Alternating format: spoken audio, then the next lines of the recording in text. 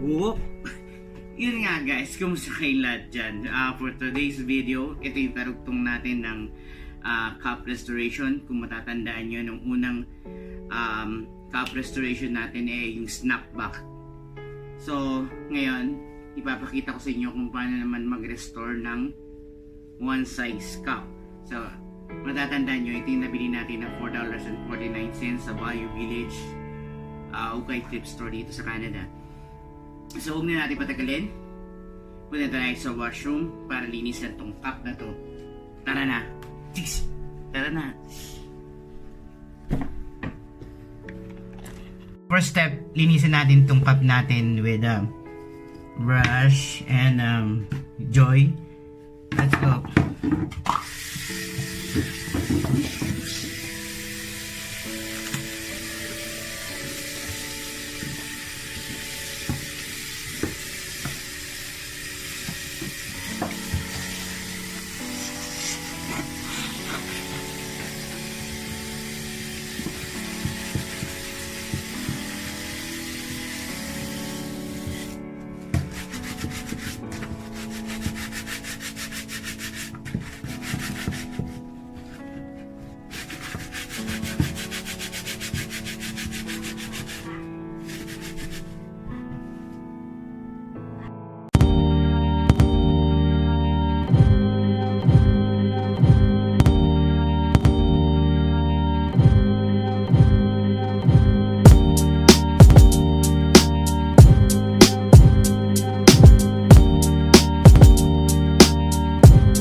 Guys, nalinis na natin yung harap at nalinis na rin natin yung sa loob at yung mga singit-singit niyan.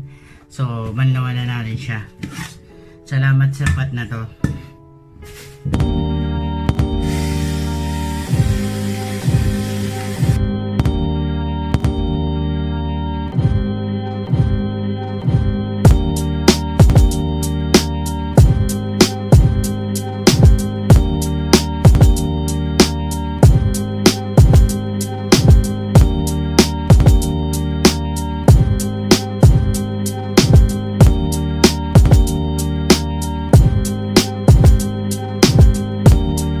Boss, ito na yung mga gagamitin natin. Ito yung cardboard na gagamitin natin. Number 1, syempre yung sombrero natin. Ayan. Yung hairspray natin. Mga plastic natin. At yung towel natin. Ito yung mga gagamitin natin pag-restore ng one size. So kasi nga hindi nga snapback. So kailangan natin yung towel. Inulit ko, yung towel. First step, hatiin natin sa tatlong tupi yung towel natin. Para ilagay na natin siya para mamaya. Para dire-diretso na. So, tatlo. Yan. Tatlo na siya. Tapos i-roll na natin siya. Yan. So, nakaroll na siya. Isang tabi natin. Kuhain natin yung cup natin. Tapos yung hairspray. As usual, yung proseso natin. Sprayan natin yung loob. Hanggang dun sa ilalim. Hanggang dun sa ilalim. Ayan. Tututok sa camera. Yan. Bahala kayo kung gaano karami yung ilagay nyo. Depende na sa inyo. Yan, tapos ilagay natin yung cardboard sa ilalim.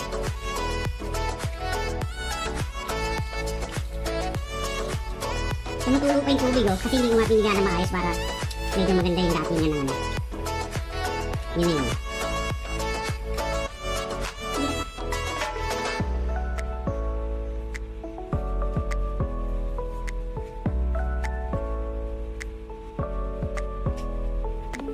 Yan. Then, ilagay na natin yung lagyan natin yung plastic dito. Ayan. Tapos dito sa loob. Ayan. Nilagyan natin yung towel. Ito. Ayan. Sisip natin sa loob hanggang pumasok. Make sure na naka-fit siya. Kasi nga, hindi nga snapback to. Inulit ko.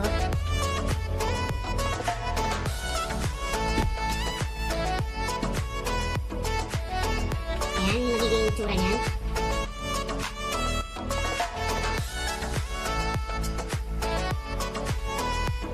At i-reshape na natin siya kung ano yung gusto nyo kung lubog ba dito.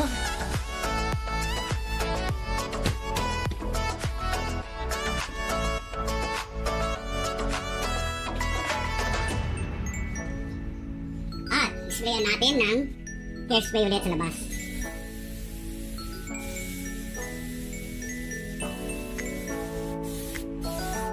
Yan. Then, itapat na natin sa electric fan. Ayun na nga guys, after 2 hours nating paghihintay para matuyo tong sombrero na to sa tapat ng electric fan, tuyo na siya. So ayun na yung kinalabasan niya,